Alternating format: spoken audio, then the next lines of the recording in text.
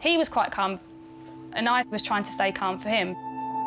But in my head, I'm thinking, they can't find a pulse in your foot. That's really serious. And at the size that his foot was, and even his toes, the size that they were, I knew it wasn't right. He's come in today with a pulseless foot. So I'm going to speak to vascular surgeons about him. It looks like he's got a compartment syndrome of his foot. Yeah, he's so tender, you can't even touch him. He's in so much agony with it. Thank you very much. Bye-bye. If there's not oxygen getting in there, those cells, they will die over a period of time. And we're talking hours. It's very swollen. They may need to have surgery to have dead muscle removed. And if you end up losing a limb, then that's going to impact on him for the rest of his life, without any doubt. I think hospital rooms, yeah, could do like just an iPod speaker or something. It's like when you're just chilling, you could just put like some music on and just enjoy yourself. I think each room should have a theme. Like, so this one could be an aquarium. So it'd be all blue with like fish. But we're not on the kids' ward. Yeah, that's true. I'd be a bit pissed off if I came in here and it was just a bit like... An aquarium? Yeah, like I feel like dead. What's the word? Like a child. Can't move me big toe. Big, hairy, truncated toe. 20-year-old student Lloyd has injured his foot while celebrating his last day of university. Oh, it just feels weird. God. It's like the Elephant Man. He's with his friend and fellow student, Molly. So, Lloyd, my name's Craig. So just very quickly, from what I can read here, you had an injury to your foot. Yeah, that's correct. So what actually happened? Basically, there was a inflatable obstacle course at university, and there was like a V drop, and I've tried to jump from the top of one side to the top of the other, and as I've landed, they think that my foot's inverted, and then I've like sort of just like collapsed into the drop.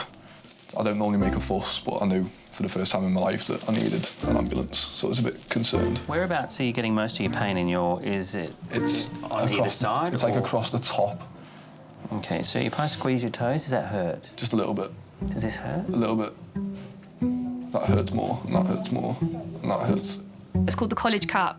It was like a big party. Everybody was drinking, everybody was having a laugh. Some people were saying bye, because it was the last time they were going to see each other. So everybody was all hyped up and in the mood. Can you pull that big toe up towards your face at all? No, very slightly, every now and then. And does that hurt if you do that? A little bit, yeah. Bouncy castles are bad. They're fun while you're on them, but, you know, you get a lot. You know, people hitting, you get these split chins and lacerations, or people bouncing and then flying off and hitting the ground. You know, it does happen. Is that the end, when you're, like, hanging out like that? That is bad. I'm just so competitive that all I wanted to do was to win. So that's all that was going through my mind as I was running through. If I want to win this race, I'm going to jump across. All right, just give me a few minutes. OK, try on. Thank you very much. That's all right. No worries. People are happy in summer, and it's tangible. You know, it makes you happy, and it's great to see that people are out there exercising, and it's not uncommon to have 5 or 6 people sitting in wheelchairs in the waiting room waiting with fractured ankles or feet. So sporting certainly brings it out, and then so does the alcohol. So just go and get your drink. I think a nice, like, Southern Comfort lime and lemonade. That'd be good, a treat. I'd probably go on a night out at least 3 times a week. I lived literally opposite the Union Bar, so I'd find myself in there most evenings. Not even drinking every night, it was more that it was just a place to go and see people, and then there was nights out on a Monday, a Wednesday, a Friday. On a Thursday night there was something going on in the bar.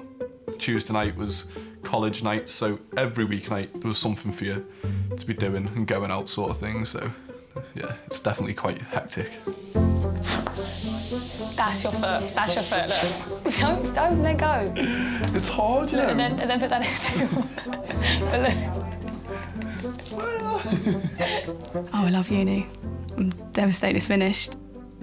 You're just with your friends 24/7. You're all out, you're going out together, you're having fun together, you're playing sports together. There's obviously the lectures and the assignments, but that's the sad part. Is that Pops? Oh my God, Lloyd!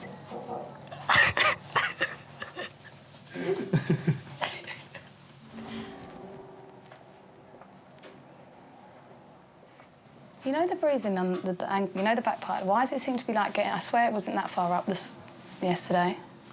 Don't know. I'm not worried. As long as it's not dislocated and they're going to pop it back in, 'cause that's going to hurt. Anything else, I'll take anything else.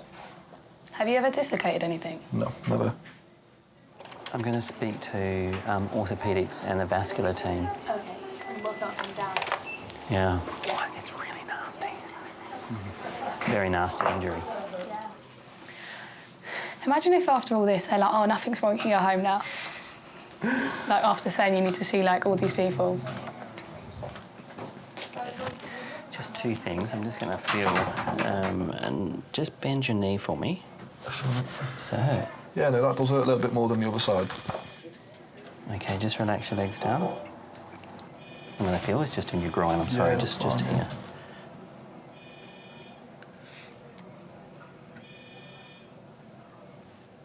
There's two main pulses in the foot, and you feel for those. And we do that in all neurovascular assessments of the lower limb. What you're hoping to find is a pulse.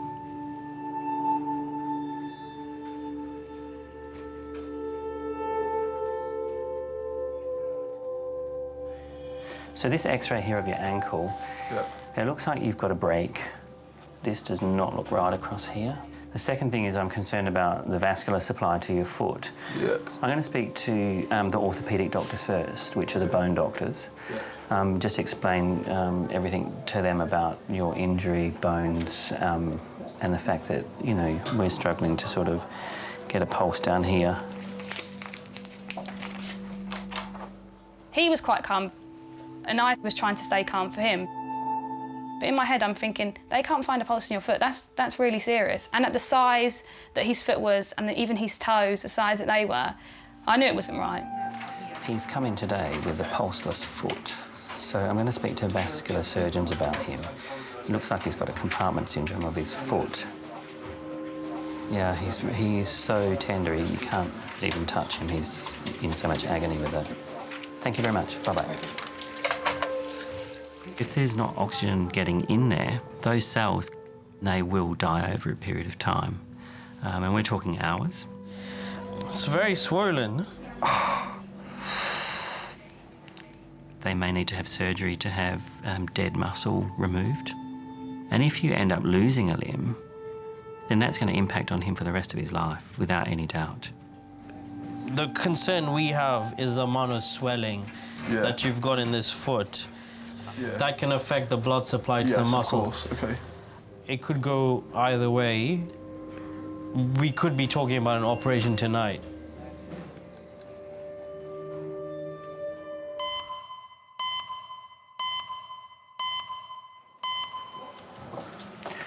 So I'm just going to get you a little touch of Oromorph. Okay. Don't know what it is, but sounds good to me. Morphine orally. Oh, morphine orally, yeah. Yep, so just a little bit. That's fine. We'll just help get you on top of the pain. Yep. And then we'll write you up for a couple of different medications that you can have up on the ward. Yeah, that's Okay. fine. Cheers.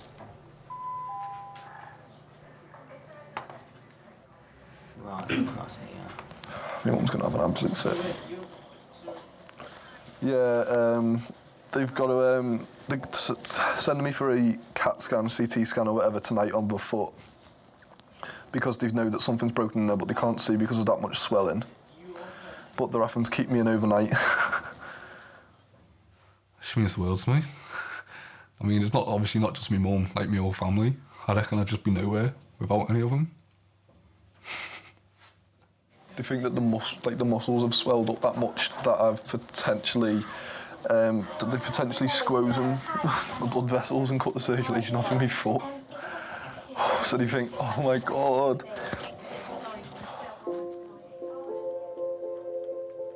You know, there's been some very difficult times while I've been at uni and I've not thoroughly enjoyed it as much as I could have done because of so many things that happened within my first year.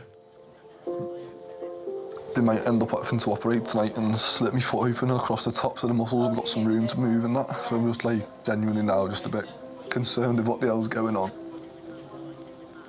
A girl that I played hockey with took her own life. I then found another boy deceased in his bed at the university. My granddad passed away, my uncle passed away, all within the space of 7 months. It's just, you know, at that moment in time, I just didn't think that university was ever going to be for me. I just didn't think that, you know, if this is what it's going to be like for 3 years, then I need out as soon as possible. But my mum and dad, they knew that I wanted to be there. They knew deep down that it wasn't that I wanted to leave and that I didn't want to be a primary school teacher. They knew that I needed to finish this for my own sake. If it wasn't for my mum and dad, I would never have graduated, so I'd never be where I am now. So I've got them to thank for a lot. Yeah, I will do. All right, I'll see you later. Trot. Oh my God. What? She just sounds so upset on the phone and it just kills me, like. What'd she say? She's just proper concerned with, like, what's going on. And as soon as I mentioned about an operation, she just, I could see she had to stop herself crying. I hate listening to her upset and that.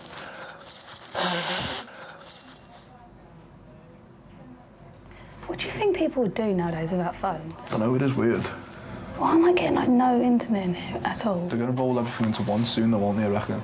What do you mean? Like, literally everything's just going to be, like, a handheld computer, phone. Do you think cars will ever be able to fly?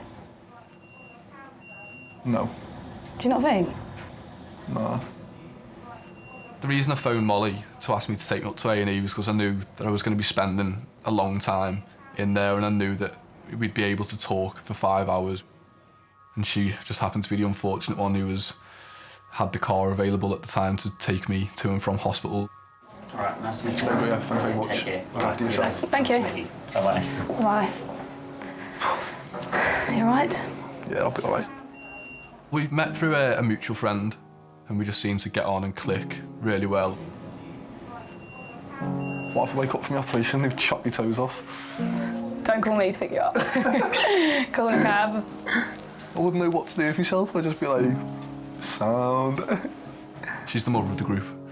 She's very caring. She's probably the more serious one who'll tell us not to do something if we think we should go and have a laugh, or she's probably the one who's a bit more sensible. Did you take a selfie? It's everywhere.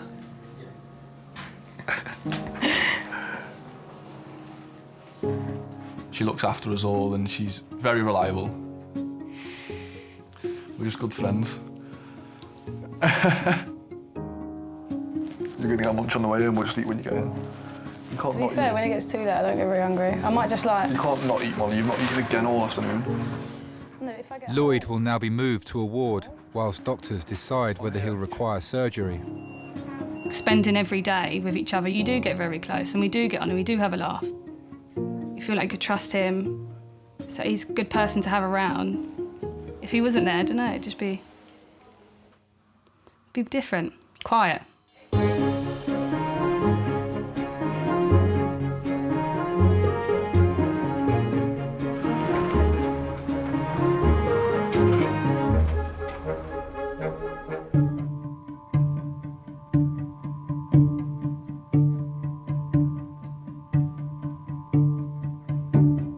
He will never, ever be getting on a bouncy castle, trampoline, anything again. Because there'll be no more hospital trips in the future.